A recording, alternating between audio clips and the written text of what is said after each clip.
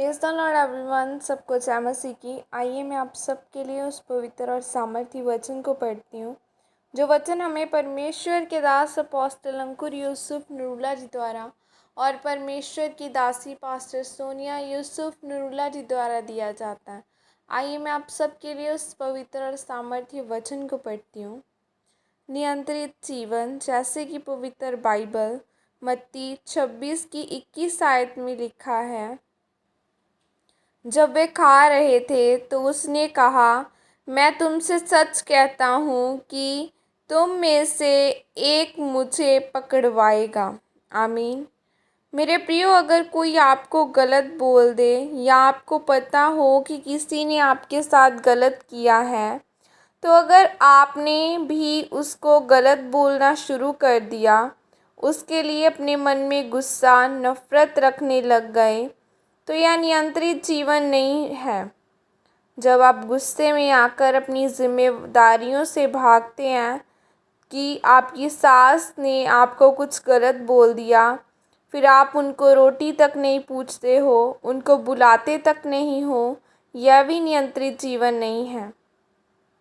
Bible में हम प्रभु यीशु मसीह के बारे में पढ़ते हैं तो पढ़ते हैं कि उनको यह बात पता थी कि जिसने मुझे पकड़वाना है वह यहूदा इस्करियोती है, और जिस रात प्रभु यीशु मसीह ने पकड़वाया जाना था, उस रात भी वे अपने चेलों के साथ बैठे थे।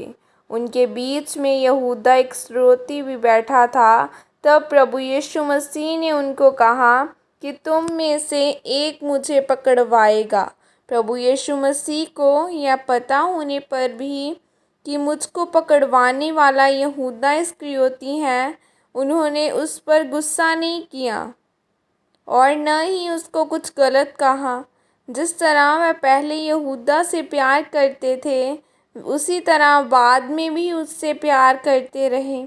प्रभु यीशु मसीह ने अपने जीवन पर नियंत्रण रखा हुआ था, इसलिए प्रभु यीशु मसीह पिता की इच्छा को पूरी कर पाए, क्योंकि उनकी ज़िंदगी नियंत्रण वाली थी।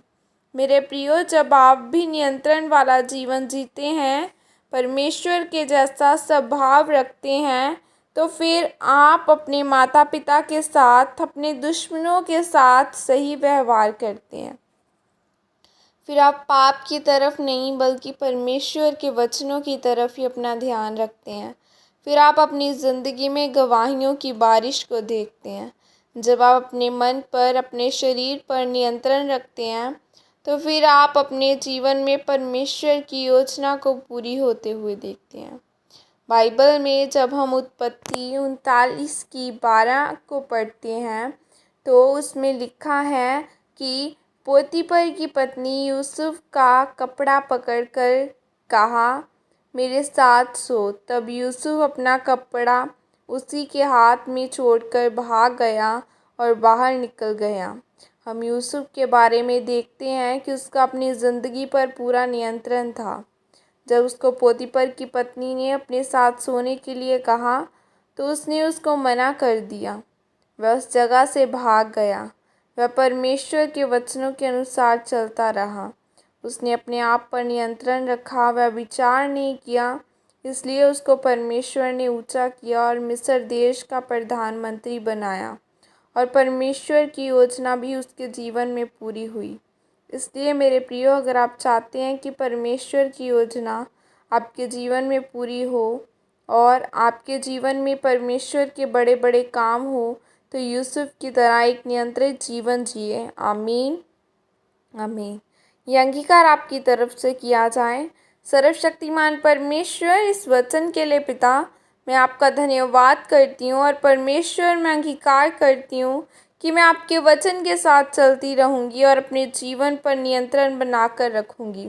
प्रभु यीशु मसीह के सामर्थी नाम में मांगती हूँ। आमीन, आमीन।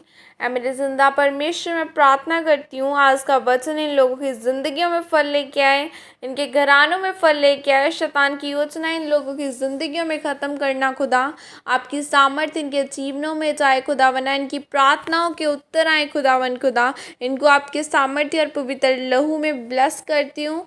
छुपाती हूँ the best is coming next. खुदा के नाम के द्वारा इनका बेस्ट इनकी लाइफ में आए, ये परमेश्वर अपना बेस्ट लेवल अचीव करने पाए और परमेश्वर जिस काम के लिए तूने इन्हें चुना है ये वो कर सके। प्रभु यीशु मसीह के सामर्थ्य नाम में मांगती हूँ, आमीन। सबको जय मसीह की। God bless you all. खुदा आप सबको आशीषित करें।